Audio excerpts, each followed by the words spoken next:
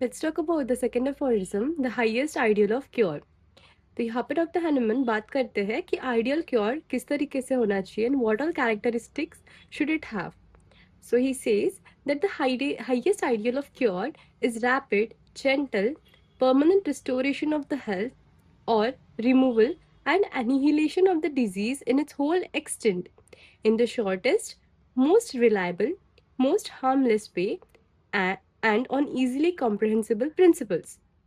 So let us understand each term one by one.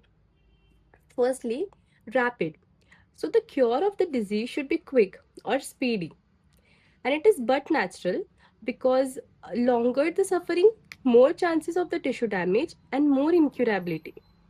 Secondly, the sooner a person relieved of his suffering, better for him. तो it is very obvious कि कोई भी अगर ideal की हम लोग बात कर रहे हैं तो वहाँ पे पेशेंट जल्द से जल्द ठीक हो, ये उसका प्रायोरिटी होगा. इसीलिए जो डॉक्टर हैनमन आइडियल क्योर की बात करते हैं वो भी ऐसा ही है. उसमें जो क्योर है वो रैपिडली होना चाहिए, वो स्पीडी रिकवरी होनी चाहिए.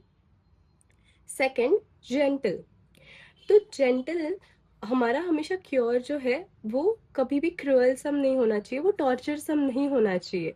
जो हम लोग पेशेंट को ट्रीटमेंट देते हैं उसकी वजह से पेशेंट को ज़्यादा और उसकी तकलीफ़ें बढ़नी नहीं चाहिए. वो बहुत ही माइल्ड, सॉफ्ट और जेंटल होना चाहिए. तो डॉक्टर हैनेमन के टाइम पे जितने सारे प्रोसीजर्स थे जैसे कि लीचिंग, ब्लिस्टरिंग, परगेशन और बहुत ही क्रूअलसम और टॉर्चरसम मेथड्स होती थी जिनसे कि पेशेंट को डिजीज़ के से ज़्यादा तो ट्रीटमेंट के वजह से ही उनको हार्म होता था. तो ये सारी चीज़ों को देखकर doctor Hahnemann he was very determined कि his method of treatment will be very gentle. So the procedure adopted to effect a cure should be gentle or mild, and the treatment should not give much suffering to the patient because a diseased man is already suffering. And during Hahnemann's time, leeching, blistering, purgation, hasty surgical measures, or other torturesome practices were in.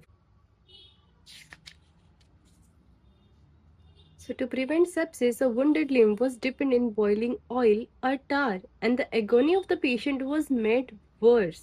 तो हम लोग सोच भी नहीं सकते इतने भयानक treatment methods वो लोग एम्प्लॉय करते थे. It was often a doubt whether the patient died of the disease or of the treatment adopted. तो such treatment torturesome practices and treatment methods should be avoided. इसीलिए डॉक्टर हैनेमन का जो ideal cure था उसमें उन्होंने gentle ये word को बहुत इंपॉर्टेंस दिया है. Now the next word used by him was permanent. तो क्योर हमेशा परमानेंट होना चाहिए. कोई भी चीज़ अगर रिकर या रिलैप्स हो रही है तो हम लोग उसको परमानेंट क्योर नहीं बोल सकते या फिर उसको क्योर नहीं बोल सकते. A temporary restoration of health followed by a suffering doesn't mean cure. So if certain condition is only temporarily getting better, you cannot term it as cure. Cure should always be permanent. Next is palliation or suppression is not cure. So palliation and suppression are whole different words and different terms. और इस पे हमारा video भी है दोनों topics पे which you can find in the description box. I have attached the link. Next, the cure should follow the Herring's law of direction of cure. So again, this is one of the very important law of cure when it comes to talking about cure in homeopathy. ये हमने first aphorism में भी इसकी बात की थी. तो doctor herring जो थे उन्होंने डायरेक्शन ऑफ क्योर बताया था कि जब भी हमारा क्योर अबव डाउनवर्ड हो रहा है, विदिन आउटवर्ड हो रहा है, more important to less important organ जा रहा है या फिर reverse order of appearance of symptoms में जा रहा है, तो हमारा क्योर जो है वो राइट डायरेक्शन में है. मतलब we are in the right path और we are following the proper way, या फिर हमारा जो सिमिलिमम है वो अच्छे से काम कर रहा है. Again we have a video, separate video on the Herring's law of cure where each of these criterias are explained in much more detail. So please check out the description box for the link. Then restoration of the health or removal and annihilation of the disease. This is the next point which Dr. Hahnemann talks about. Here he says, so removal and annihilation of the disease in its whole extent. इसमें हमें क्या करना है कि we must establish order. Order किस चीज़ का order? तो vital force जो है वो इम्बैलेंस, उसका डिसबैलेंस हुआ है और उसको हमें ऑर्डर में लाना है जिससे कि उसका जो फंक्शनिंग है वो वापस से बैक टू नॉर्मल हो सके. So in a sick human being, not merely the removal of local symptoms. तो हमने जैसे पहले भी बात किया था फर्स्ट एफोरिज्म में कि सिर्फ साइंस और सिम्टम्स निकालने को हम लोग क्योर नहीं बोलते. तो हमेशा जो बाहर के जो लोकल सिम्टम्स है अगर वो ठीक हो रहे हैं तो उसके साथ साथ इंटरनल क्योर भी होना चाहिए, इंटरनल इम्प्रूवमेंट भी देखने को मिलना चाहिए. So the symptoms, outward symptoms, merely shouldn't be removed, but there also should be an inward improvement according to the Hering's law of direction of cure. Thus, each and every symptom has to be removed in its whole extent in order to cure the disease. तो जो science और symptoms होते हैं वो सिर्फ disease के ultimates होते हैं, वो डिजीज के एंड रिजल्ट्स होते हैं.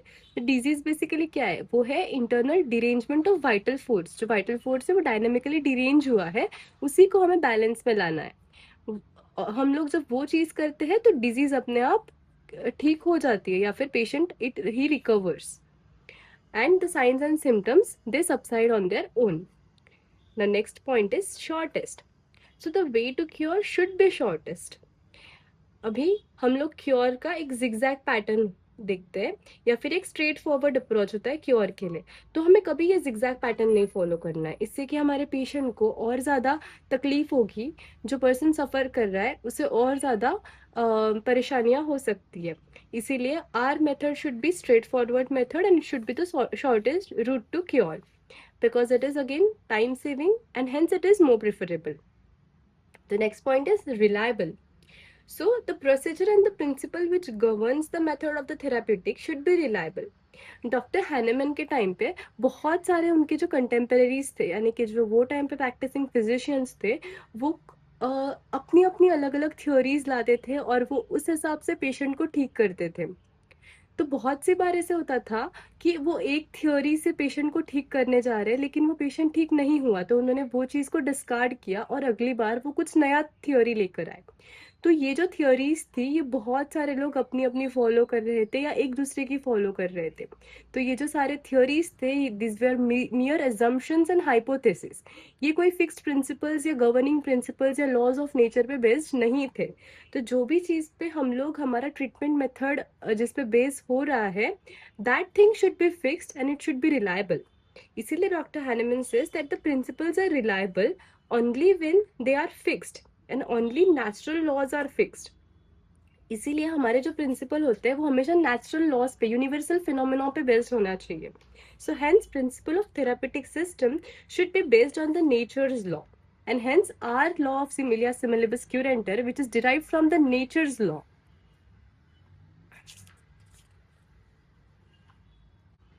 Next point is the harmless. So cure should be effected in the most harmless way. It should not have side effects and the physician should not use those medicines whose actions are unknown.